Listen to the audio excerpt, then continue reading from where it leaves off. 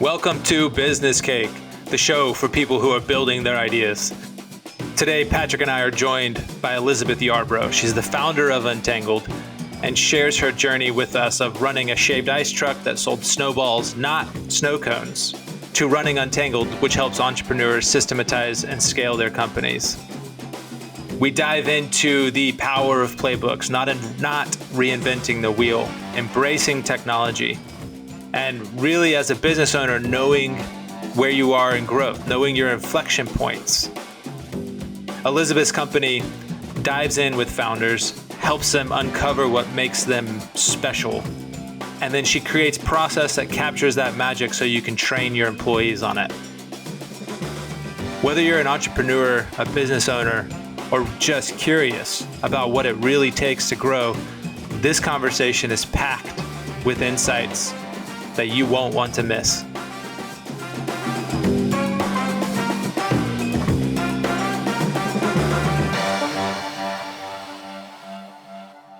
So what's your favorite type of cake to bake?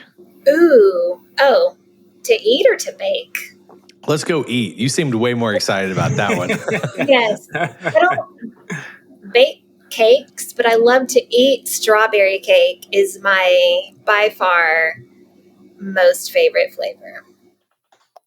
Like the strawberry cake? Like, yeah. No. A shortbread cake or like a cake? I mean, I feel like we're overcomplicating it. Just strawberries and sugar in a cake.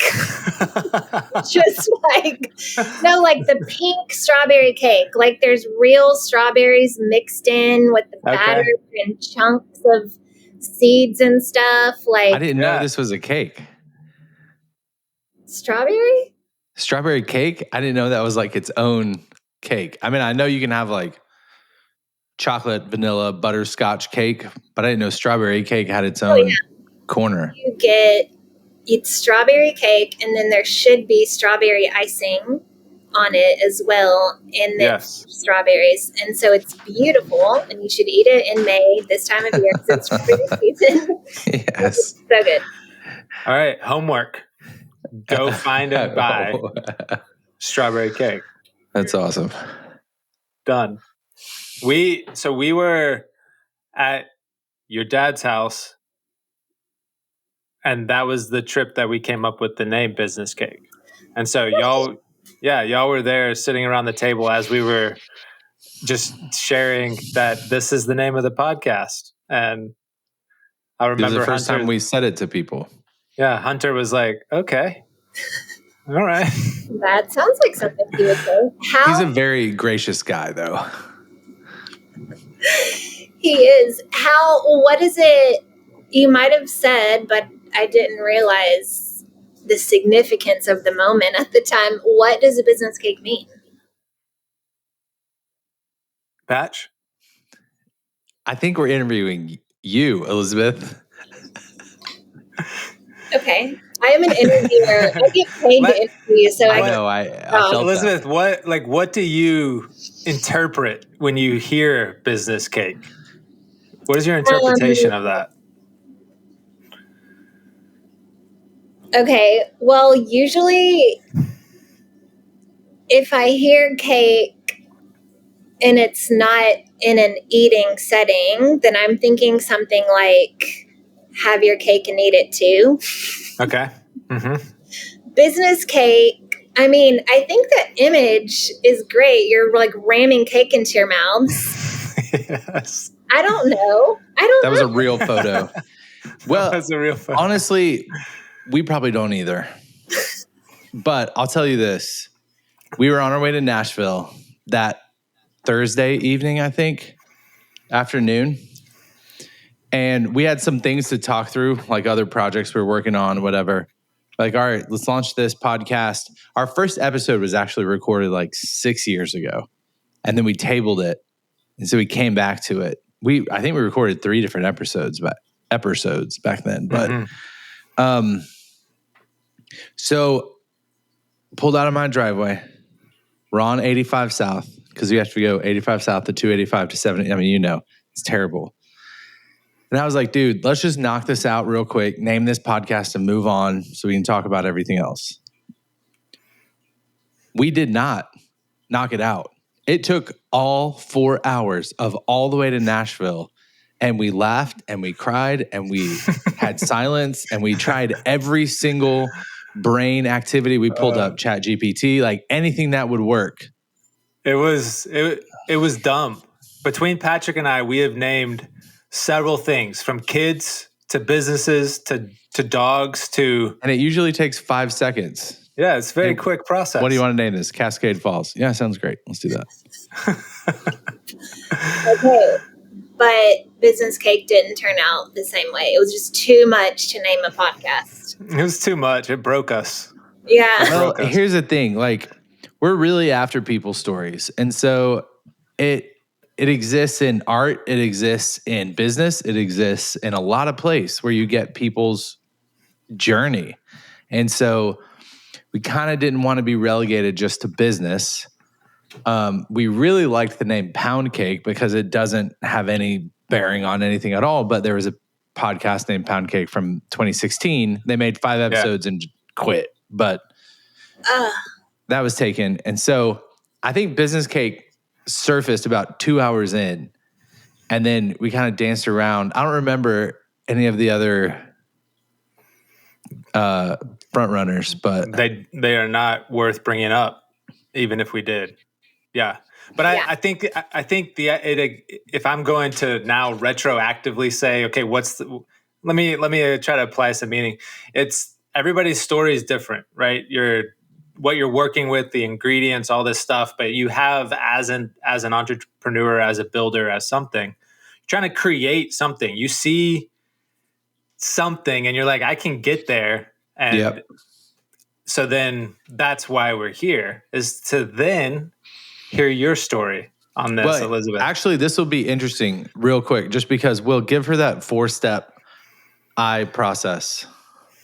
So one of the ways Patrick and I have started talking about the process of taking an idea and making it real is with like 4 phases, I would say. And the first phase is imagine, where you're in this, like, you're just dreaming, you're thinking, you're visioning, you're imagining, and it's just conceptual, right? There's nothing tangible. And that phase can probably be 15 years. That can be a day. I think it depends on the task or idea or whatever it is. But at some point you have to take some level of initiative, and just, you don't even know what it's going to be, but it's just, you have to start. And so after imagine, then there's this initiate phase. And you do that, and there's probably a lot of back and forth, and feedback and stuff. But then after initiate, then you get to iterate. Thank you. And that's the ever evolving process. And you're acting on feedback, you're maturing. It's getting fleshed out. And then the final phase, maybe not final phase, but is implement, where I think you've realized, okay, I have something that can scale, or that can grow, and you have worked out enough of the concept where you can take it to another level and maybe reach its potential in that. So those are the 4: imagine, initiate, iterate, implement. Cool. So I like that. I only think it might be interesting because you probably have framework in the way that you work with business owners, like where they are on their business journey. That might not be similar, but I'm sure you've got something that like is parallel or close to that idea. A framework that I use to think about the stage of the business. Yeah. I rely on a couple, because stage of business is critical for my clients. I can't, if I were to use the 4 eyes, I just jotted these down because I like it and I love a good framework. I'm a psychology nerd. So There we go. Yeah. I have a master's in applied psychology. So I try to apply psychology to everything, whether or not it's useful. So if I start going down a rabbit trail, if someone is imagining, as wonderful as that is, that's not where I come in to help them. It's just not what I do. Where we come in, because we're helping with, I'll use the term process documentation, which is the most clear, but also the most boring way to talk about it, but it gets a point across. But we're coming in when probably closer to, I don't know if it's iterate or implement, but it's after an entrepreneur has decided, oh my gosh, here is what works. Mm-hmm. Now I need to bring in more people to help carry out this vision. We're helping document processes, which, again, really boring way to talk about it. But the thing that's really happening is we're helping to communicate the owner's vision and the way to carry out the stuff to all of the people that need to be brought in to really implement or operationalize that vision. So whether it's how to process an invoice or how to create a client experience, either one of those things, we're saying, okay, let's memorialize the way that you want to do this thing. And then you're going to go hire 20 or 30 people, and that's going to create tons of chaos. And the playbook that we're going to build with you is the thing that keeps everybody aligned around the same vision and goals. Yeah, I think you're spot on. That iterate to implement, you're stepping in right there where they have a clear need. We want to get from here to there. How do we do that and maintain like integrity of culture and operations and vision and all of that? And you get everything out of somebody's head or a couple of people's heads and get it on paper. Yeah. We kind of just dove right into it. Let's just take a step back though, Elizabeth. Like, who are you? And what do you do? Hey, well, how do we know you also? I mean, I think let's just we met decades ago at a state park in Tennessee. We're cousins. Should we disclose we're cousins? So yeah, I mean, we grew up meeting at Fall Creek Falls State Park for a family reunion, which is a cool way to grow up. I will say to people, oh yeah, like 100 of us get together every year for a family reunion. And it's not a normal thing that people do, but I love that. It's special. Our family. Yeah, really special. So I'm from Nashville, Southern bred. And I don't know how far you want me to go back. I could start with my first business, which was 2012. Definitely want to get that. Yeah. Start. Lots of stuff before then that's probably not relevant whatsoever. Maybe it'll come up. But as far as what feels relevant to me to what I'm doing now, I started my first business in 2012 very much as a fun little side hustle, a shaved ice business. I started it with partners. It started as a truck that eventually became 3 trucks and a shop. So it was a small business, very small, but also multi-unit. So there was lots of stuff going on, some complexities. But I think bottom line, what I took away from owning that business for 8 years before my partners took it over, I sold my share to them when I decided, oh my gosh, I never thought this would actually work. Most businesses don't. And here we are 8 years later, and we have a nice little small business going on. So I kind of stopped and decided I love owning a business and running a business. I don't love owning a hospitality business. That is not a great match for my skills and desires in life. So how about I just get out of this one, let my partners go do their thing, and start something new. And so that was 2018-ish, and which was how many, 8 years ago? And the business that I started then has iterated into what I have now, which is Untangled. And we help business owners define and document what they do so they can systemize and scale.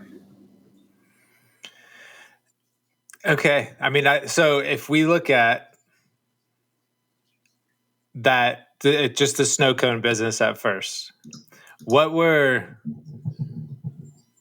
one of your main takeaways was, great, I love small business. I want to keep doing this. I want to keep building my own business.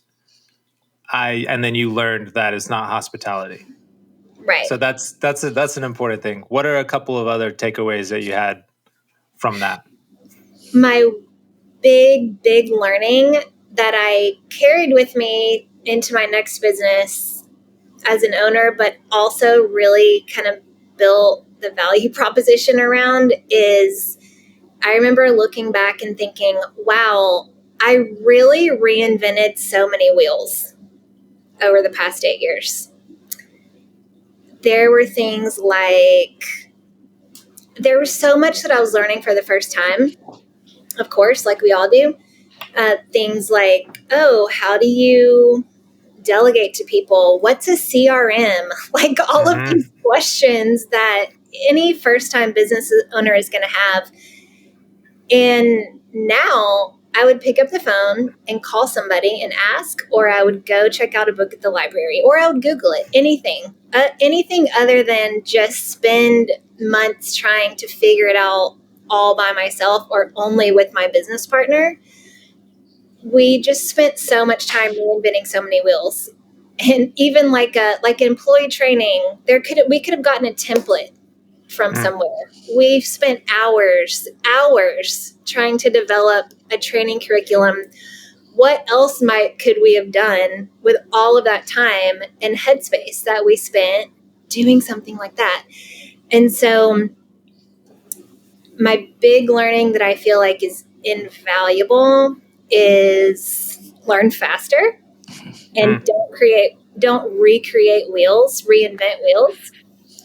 And why I say that I kind of carried that through to the value proposition for my clients is because I ultimately decided, of course, I'm going to help other business owners build their business playbook. I'm going to turn that into an entire business because I'm not the only one making this problem or making this mistake. There are so many business owners out there, especially earlier stage, but I don't think the stage matters, you're making a decision, you have a meeting with 10 or 20 or 50 people, you talk something through, and then you totally forget what's the decision that we made, how is it supposed to work, who's responsible for what.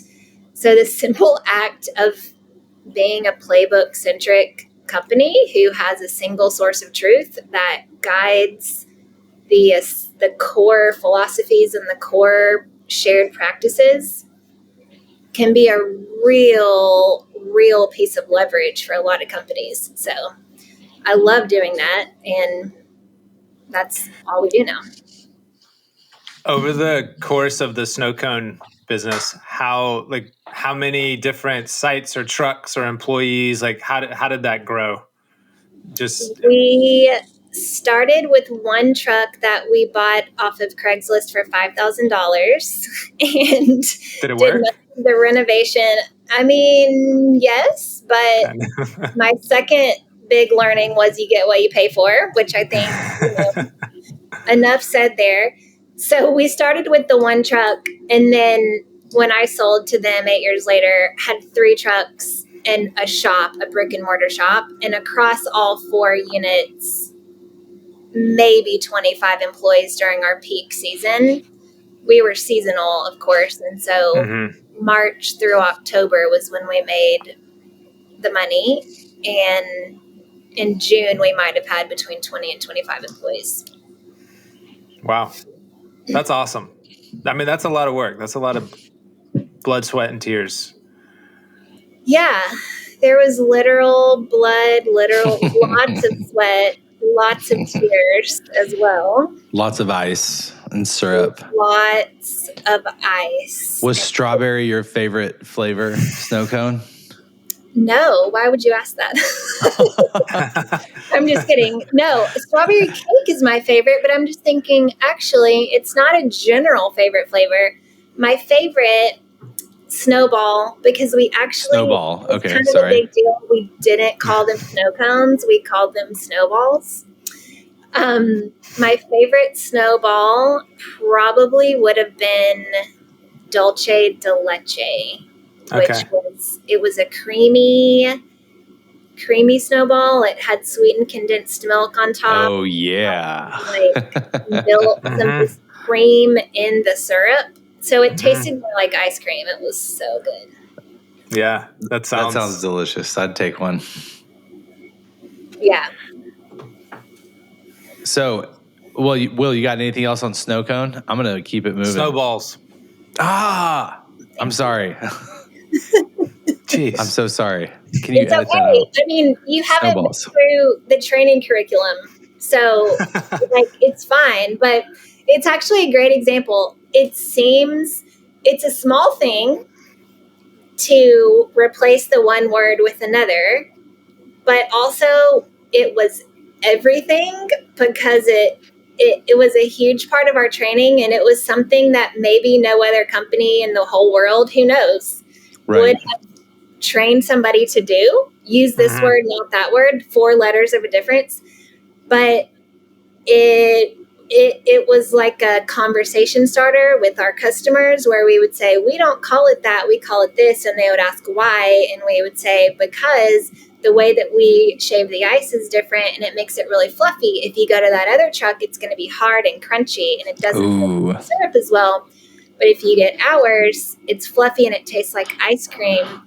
And so seizing on that opportunity That's and great.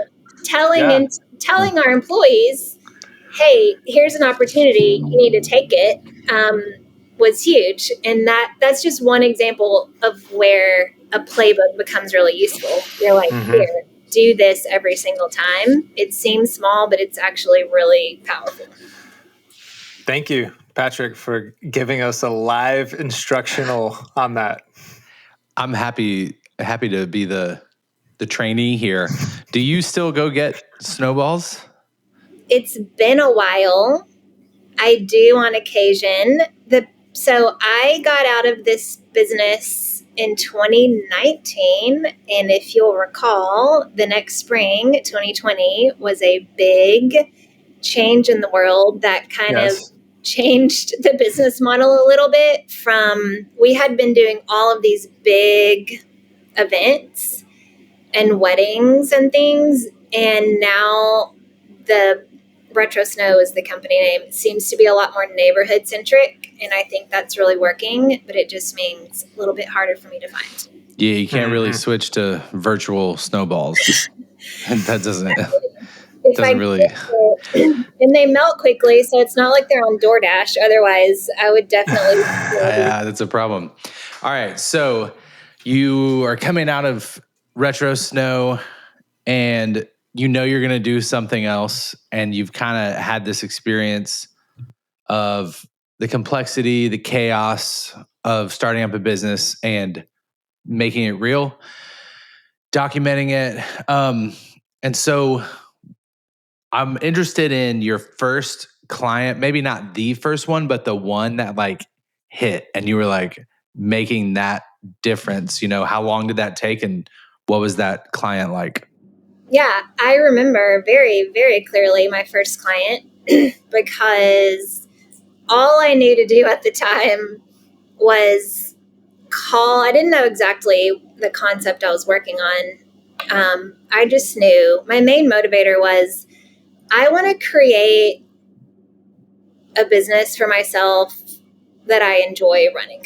So whatever that means, and I think the practical part is here are my experiences. I've been a small business owner. Here was what I felt like I was good at in that business. It was the talent part, the communication, kind of operationalizing a vision. So I basically called everybody that I knew in the hospitality industry because those were the only business owners that I knew. and they lived in Nashville because that's where I lived. And so I just, now if I were coaching someone, I might say, leverage your network. But all I did was scroll through my phone and look for people that I knew who might hire me and pay me to do something. And so the people that ended up doing that, it was another food truck owner. They were at that time taking their concept to brick and mortar in a much more capitalized way. They had some investors. And so they had a fantastic concept, still do, the grilled cheesery. They have been the most well-known truck in Nashville since they started around 2010. And so they had their first brick and mortar fairly well established, and they were opening up 2 more stores, which meant if you're in the restaurant world, and this probably applies to some other industries as well, the jump from 1 to 2, pretty hard.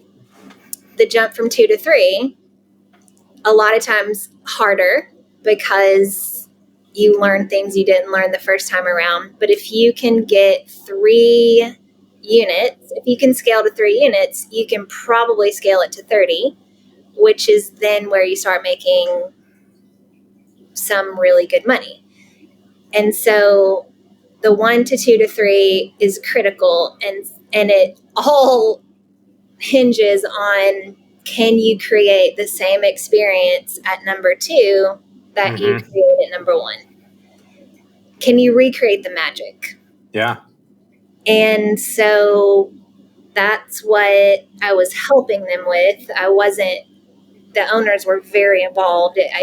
I was not the only one solving this problem, but we were trying to figure out what is the magic? How do you talk about it? How do you articulate the magic that you're creating with the client, with the customers, all the way down to what needs to go on the opening and closing checklist so that the store gets cleaned up and locked appropriately. So everything from the fun, fancy ideas to the boring grunt work got discussed, synthesized, because we're not going to hand somebody a 900-page operating manual to read. So synthesized and then handed to their manager so he could hire the team for number 2. And they did it. They did number 2, number 3, and they have a good thing going still. It's awesome. So how long was that process that you worked with them? I am very diligent with time tracking. It took 100 hours. Over the course of like 6 months? Like 6 months, yeah. And that was time with them as well as time, I'm sure, on your own drafting Right. I think we met together for like 50 hours. We had a lot of meeting time, and then I had some time on my own as well. From his perspective, what was his experience like? Obviously, he's not here and he can't tell us, but like from, month 0, when you're working with him, listening to everything, to say a year in, he's already used your manual or your playbook that you built for him. What was his experience like? Yeah, I can speak to it a little just because we still talk every now and then, and we talked post-pandemic about iterating the playbook because so much had changed. So the experience of, actually, let me start with my experience when I was doing the same thing for myself, if that's okay. And then I'll allow it. Talk about that. Thank you. So the reason that I named this business Untangled is because in my first business, a couple of years in, when the tears started coming, you talked about blood, sweat, and tears. I remember a day vividly. I'm sitting across from a mentor on the verge of tears. I think I was restraining myself, but I was saying everything just feels so tangled up in my head. And he was telling me I needed to delegate. And I was like, I don't know what to delegate because I just do it all. And so the word untangled, I think, really captures the feeling of a business owner, a founder who has figured out through trial and error how to create this experience or product or whatever it is, but articulating how somebody else can do that is a lot more challenging. And so, to tie it back to my first client, Joseph, the clarity and the relief, I think, are a couple of words that he used that come from just getting it all out of your head and having an outsider who's more objective help you sort through it and say things like, oh, you just talked for 30 minutes, but here are 9 words that really communicate the essence of this part of your business that you can then give as a rallying cry to somebody else to where as a filter for making decisions. So if you want to say, I mean, things as simple as when somebody walked through the door at their restaurant, what needed to happen? Look them in the eye, smile, use their first name. Not hard stuff. But if you don't point those things out proactively, maybe they don't get done. And it matters if they get done or not.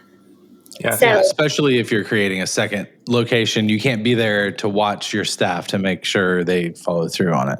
Right. And I think that's true. And also what's so important, most people people working in those stores, for the most part, they want to show up and do a good job. They're just not going to figure out on their own, oh yeah, of course, use their first name. That matters. I just didn't think to do that because I'm new. I don't know. I didn't think to. Eye contact is scary to me, but I can do it. Just tell me what's important and I can do that. I'll use that as an example. A lot of times now when my clients are teaching me something, I'll say, I'm a smart person, but I wouldn't have known that without you just explicitly telling me. So if you want to wait 6 years until somebody just figures it out on their own, great. But if you want to reduce that training time, just be really explicit about it. Yeah. I think, founders, from what we've all seen, right? Founders eventually live in chaos. Like at some point in time, you're going to hit a stage where things are growing beyond the current team's capacity, your capacity, whatever. So it seems like chaos is like a regular part of business, startup. So from, I guess, like a psychological standpoint, how do you see founders and their relationship to chaos? Because that's kind of the space that you move into. Yeah, that's like true. This question. Yeah, it's a great question. Yeah, it's inevitable unless you're just don't have a functioning business. If you have something nobody wants to buy, then it'll never be chaotic. Or if you have more of a lifestyle business that's just very controlled and you're keeping it from growing too much intentionally, that's a different thing too. But otherwise, it will be chaotic. So you have to expect it. And I think anybody who's drawn to starting a business and taking it through an early stage and on, we have to have a high tolerance for that, or it won't work, or we'll get super burned out. So what was the question again? No, just the founder's relationship to chaos. Yeah. I mean, part of where I'm coming from, I think, is I would imagine you've talked to some people who need your help and who say no thanks. And I bet you have stories like that. But I don't know, it just jumped in my head. Like some people are just addicted to that chaos. Like that is adrenaline for them. Yeah. So I think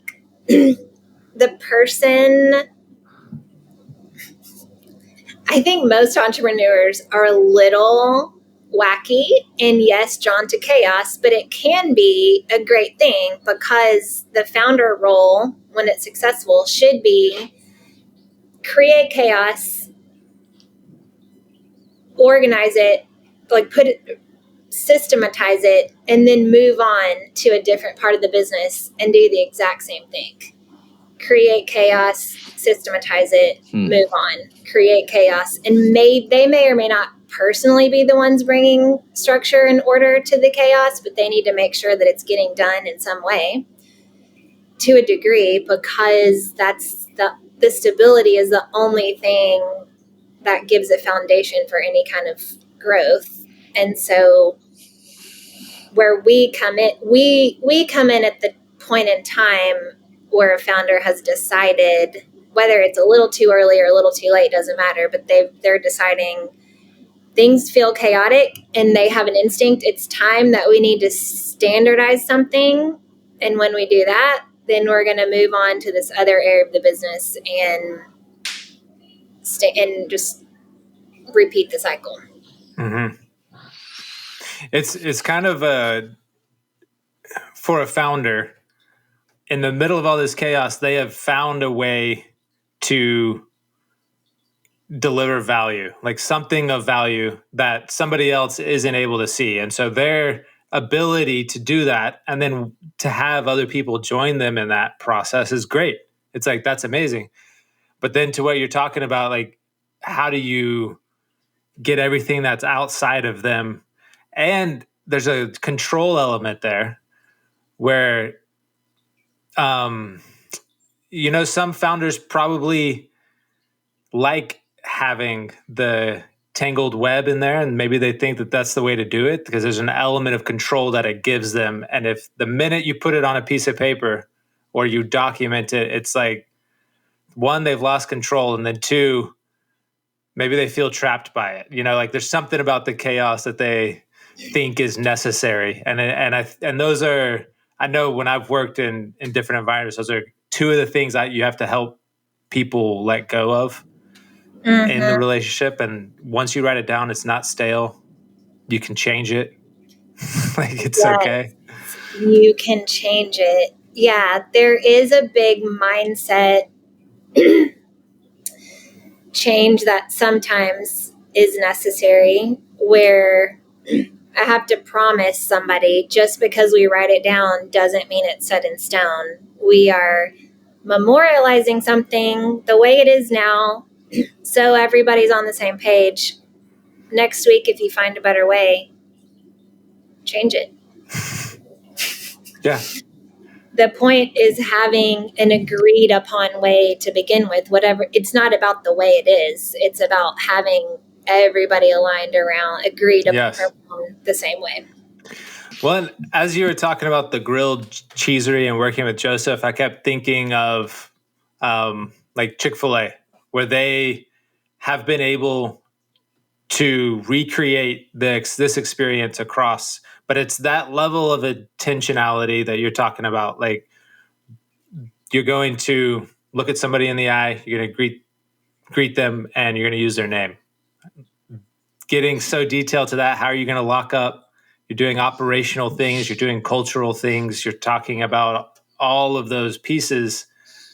And if you're not intentional, like, I think that's what you're helping them do, is like, what matters, what doesn't matter. Let's clear out the noise. Let's focus on the stuff that's important. And then that's how you create something that's world class. Like, that's how you can actually start to, you're not just doing everything. And that's hard. That's hard work. So I guess here, I'm going to have a question for you outside of that. How have you learned to key in on those things? What's important and what's not? It's a great insight of yours, because it is very much, it's so important to be able to tell people, like, sweep the floor, but that's not the most important thing that we're doing here. Like, here's what's most important. Here's the magic, kind of being able to codify the magic. I do that because it's just part of how I'm wired, to find the essential pieces of some kind of system. So I think I don't know if I would call it a skill set, but I think some people have that quality and other people don't. I'm never going to have like a huge, crazy vision, I'm looking at your 4 eyes again, the imagine stage. I'm going to do that in like 5 seconds, and it's not going to be as big of an idea as a different type of founder. My strengths really lie in parsing through lots of complex information and finding what really, really matters. And so, all to say, I don't think it's always a teachable quality. Some people just have it and other people have other strengths. But it's critical, and it's critical that I explicitly tell another founder, this is what we're doing here, because I find there's one of two profiles. Somebody's either going to be heavily detail oriented, and they're like, okay, we need, like, everything's important, which is untrue. Or a different profile is maybe a lot more of a high level thinker, and they're going to be like, oh, well, there's only one thing that's important, or let's not bother writing it down because it's just going to change anyway. And the better way is capturing the essence of, like, the essential components of what makes the grilled cheesery the grilled cheesery. Anybody can make a grilled cheese sandwich and try to sell it. But there's something about the experience and the consistency and the quality that make it really unique. And so whatever you're selling, it doesn't matter if you're a plumber or an electrician, finding, like, here's what we've added to the business, the valuable part that's unique to us, the reason that people are coming to us to buy this thing. And here's how we just explicitly communicate that to anybody on the team. Yeah, I'm looking at your untangleyourbiz.com website, and you have 4 steps: download, distill, document, and then use and update. And as you're talking about this part of the process, like, you must ask a lot of questions. You must have gotten good at the questions that you need to ask again and again, I guess, to the same people. And you probably have to do a lot of listening, it seems like, to get all of this from these people that's so unique to their company in order to distill it down into really important things. So how much time do you spend listening to these people? And do you ever want to throw something at them?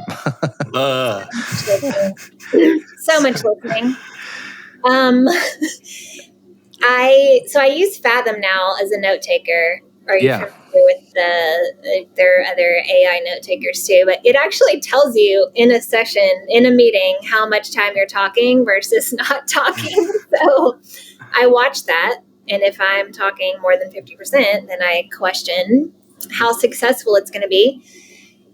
There's a lot of listening, but I'll also say, speaking of AI,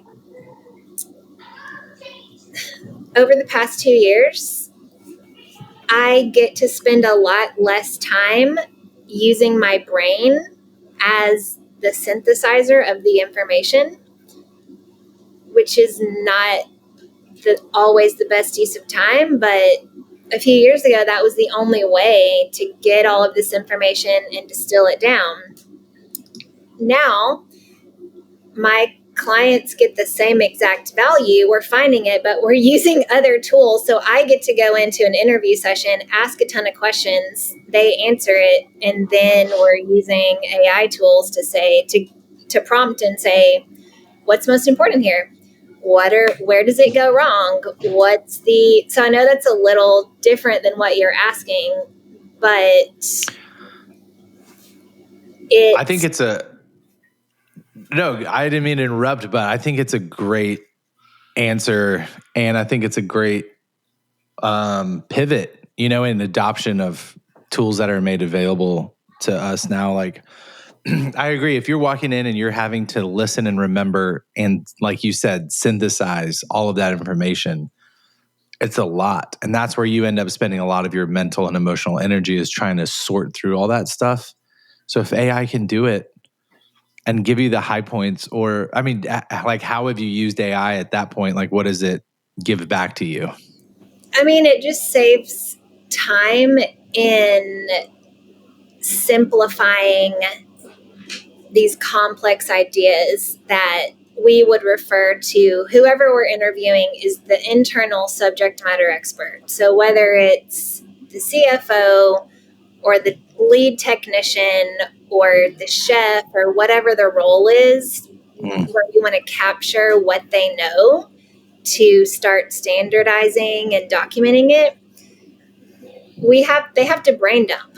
So they're kind of dumping out the chaos that lives in their brain, and then we go and organize it and simplify it. And so Fathom is our go-to tool right now to do that. But it was such a great challenge for me in the past couple of years as I had to ask myself, okay, I'm spending a lot of time synthesizing information. Is that really the value that I'm offering to clients? And it was a real quick, like, actually, no. What I'm really helping them do is build this mechanism called their playbook that they are going to use. They could do this themselves, but they don't know how, or they don't want to know how, or they don't know how to get started, or they're just not going to get started because it doesn't feel as urgent. And so whether we're using AI to do it or not, I'm helping them get it done. And most importantly, figure out how to actually use it. And I'm still teaching them, here are some tools. You don't need me in the long run. You don't have to keep me on your payroll. Get Fathom. It's like $8 a month. And here are the steps that you can take to do this work by yourself. Now you know how.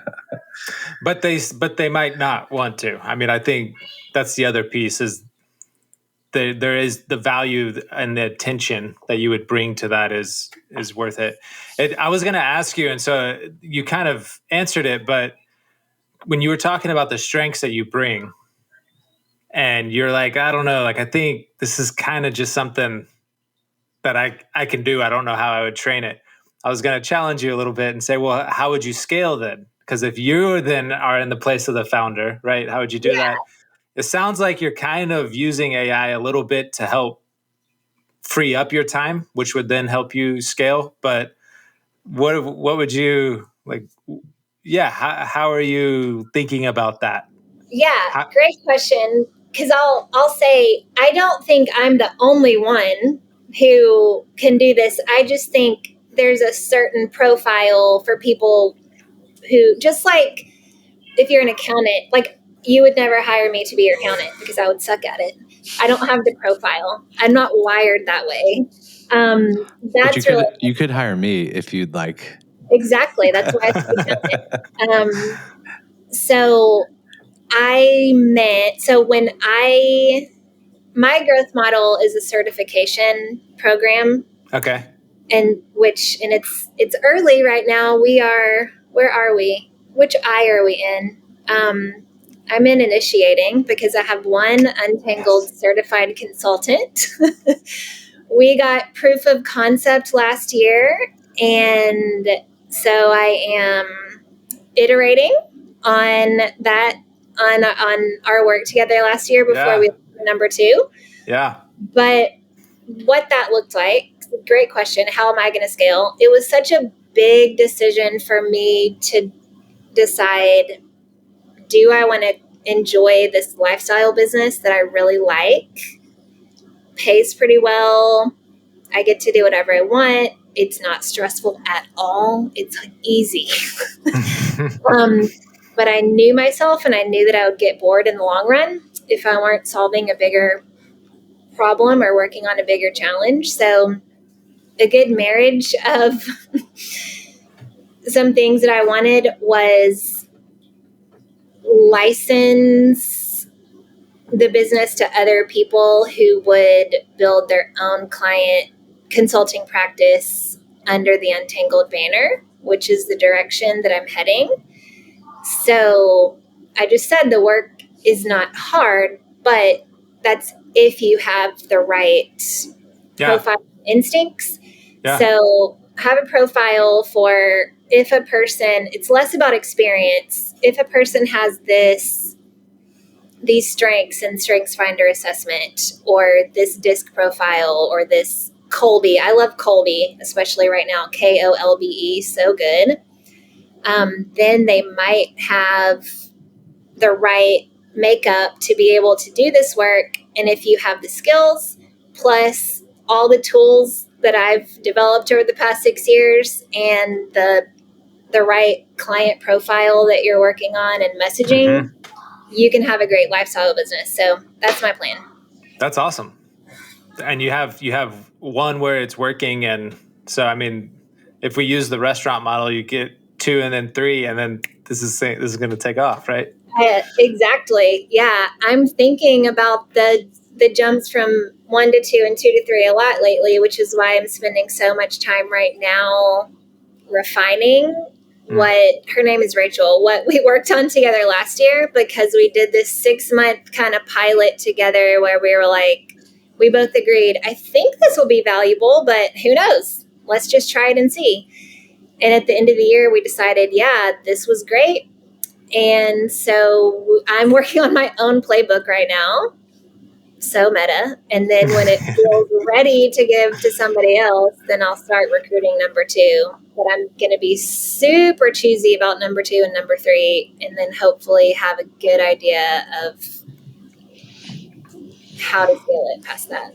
Yeah.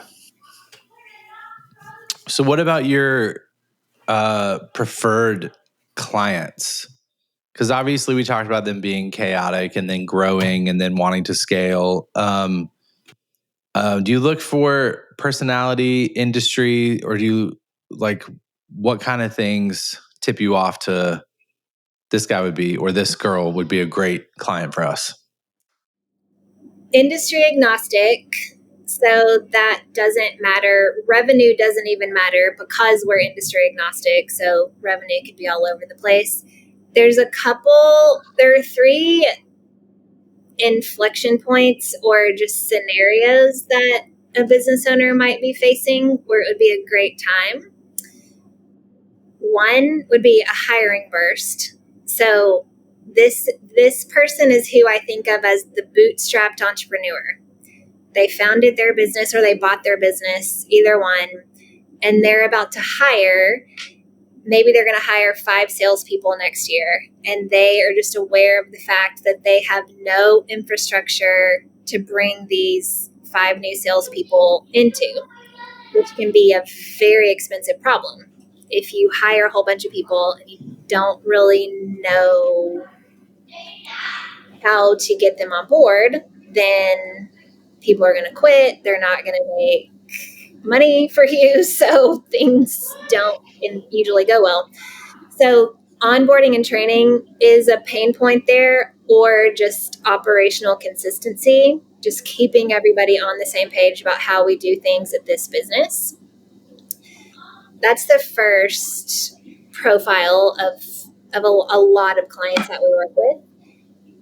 And then a second one that's newer, I've worked with 2 this year and I've loved it, so I'm about to start looking for more, is a franchisor.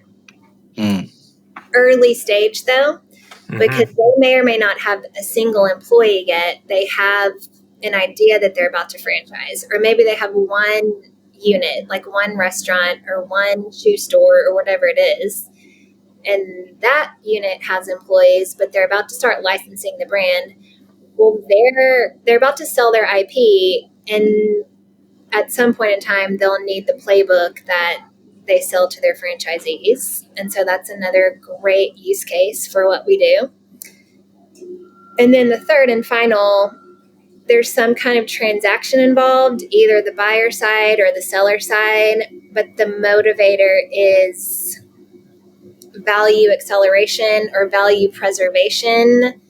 So you're either buying a business or selling a business, and whichever side you're on, you want to know what's the playbook. How do I keep things running without the seller? How do I keep things going now that the buyer's out of the picture? So sometimes we might work with somebody from a PE company. They have a portfolio business that they just acquired and nothing's documented, and they're trying to optimize everything. And so the first step in optimizing it is making it visible and writing it. Yeah, I didn't think about that last one, but it makes a lot of sense. People want to know what they're buying, what they've purchased. Yeah. It Yeah, makes it a lot more valuable, less risky. absolutely. Do you consider yourself a creative person? I do. And I would have answered differently probably just a couple of years ago, but yeah, I do. What's been your journey on that? I guess I just I just thought of creative as you're artistic, like you paint or you dance or something. And that is not me. I bring structure to things, which just, I guess, a previous version of myself thought of that as almost like the anti-creative. But what I've learned, and it's through being a business owner, I love crafting a business. And now I see that as very creative. I love new products. I love the pricing. And it's all we're building something. I'm creating something that didn't exist before. And that's the definition of creative. Yeah. And I think with that, there's probably so many different businesses or personality types or scenarios, landscapes, like always shifting. So you're constantly problem solving and having to figure out how am I going to make this work. It is funny because I relate with what you're saying about putting structure on things and thinking of that as the anti-creative. I think that's a myth that just needs to be blown up. So, because you have to really be creative when you're putting structure in chaos, otherwise it won't work. Yeah, that's true. But creating structure, it's just right there. It's in the phraseology. There you go. There you go. What do you think, Elizabeth, when you think of, or do you think about legacy? Like how 10 years from now, 30 years from now, what do you, Elizabeth Yarbrough, want to leave behind? So not 10 years from now. I was thinking about your business. We'll jump really far into the future, but just like when you think about your legacy. Yeah, because I'm obviously really young, so 30 years. I'm 41, and so the age 40 messes with our heads a little bit, doesn't it? And yeah. I have just noticed, it seems so cliche, but I just think about the end of my life a lot more than I used to. And so I think there's a couple parts. One, I'm excited about building this business, have a lot of ideas and plans and everything.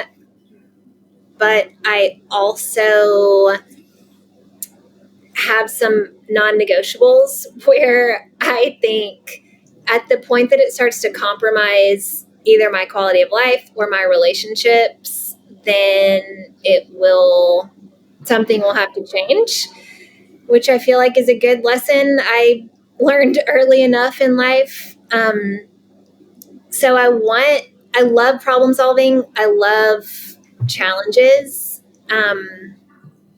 I would love to feel like I lived a good life and I exceeded my human potential. And so whatever that means, if I'm 70 and I have a $50 million business, great. If it's a $5 million business, great. I just want to feel like I really just left it all out there on the field and lived a really good life and met my potential and didn't hold back. Yeah. And worked hard because work is important to me. I have a pretty work-centric life, but I worked hard and it enriched my relationships as well. I have good relationships, and it all was integrated and worked together. Well, and part of the legacy will be the businesses and their impact, how you've been able to help those people make better grilled cheeseburgers or snowballs, whatever it is. Do you spend more time thinking about the future or the past? And I have a follow-up question depending on your response. Man, probably more time on the future. I don't really consider myself a futuristic person necessarily, but I don't dwell on the past either. So, Okay, follow up. Give us a wild prediction of something that you think about, whether it's like 10 years, it could be real estate, business, whatever. Give us a prediction. oh man, okay. I was just in a conference on Tuesday, and they asked everybody to raise your hand if you believed that one could predict the future, and I did not raise my hand. Timely question. Yeah. So a prediction for humanity, like for the world, or just whatever? Yeah, I mean, that'll work. Whatever seems good. Okay. Well, here's something that's been top of mind lately because I am in a service business. I high touch consulting. I create experiences for people. I have been more aware than ever.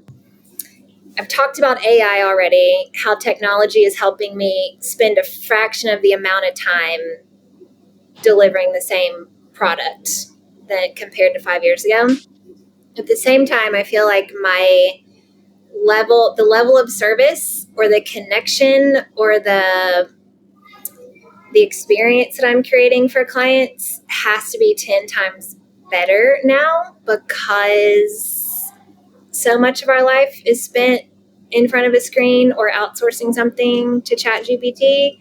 And so I guess what I'm getting at is, in so many other ways, we're seeing the world polarize into these extremes. And I feel like service providers are also going to be polarized, and the people in the middle providing a good enough or a fine service that's not really incredible are going to have to pick a side and go all tech or all high touch, one-to-one grassroots connection with people. I like it. It's a good prediction. I mean, I don't know if it's a prediction. I feel like it's already here, so that's why I say there's a lot of mediocre service out there. So I think that has time to play out. I like it though, because regardless, that will push somebody to make a better experience. It's like, just get out of the fucking middle, you know? Yeah. Go do something. Hire a robot or hire somebody who's really incredible at it. Just pick one or the other.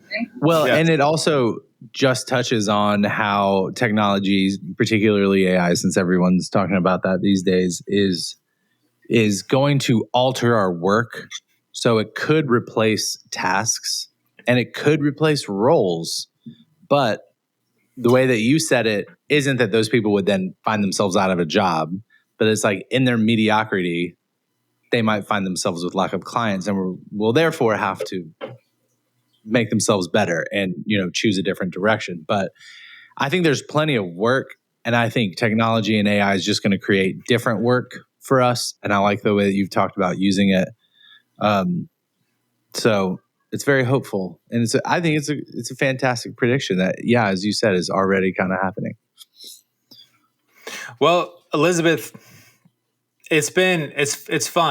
Thanks for sharing this. I think hearing your evolution from starting the snowball, a single partner, learning what you like, what you don't like, your communication skills, and building out business and scaling and working with entrepreneurs and CEOs. Like, it's fun to hear that side of things. And then I like what you said about your work life with a couple of things. Your work life enriching the relationships you have. I think those being integral is healthy. It's more whole. It's like a more mature person, I think. So I like that. And then you talked about at your decision point when you left, you might have already left Snowball, or Retro Snow, and you were looking at starting your own. Then you said you were following. I'm going to put my words on it. You didn't say it like this. You were following the path of enjoyment, essentially. Patrick and I talk about follow the fun, but that's kind of what you were doing, is saying, what do I enjoy doing? That's going to align with what I'm good at. I just want to do that. And so it's, and this whole process, like those are some things that stood out to me, but I love follow the fun. That's so good. And if it doesn't work out, at least you're going down like, wee. Right. Yeah.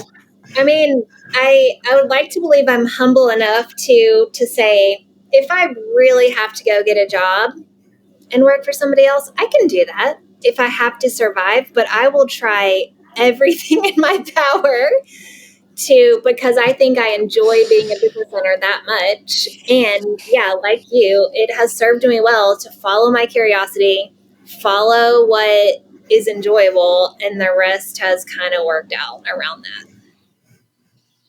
Technically, we don't say follow the fun. He just made that up.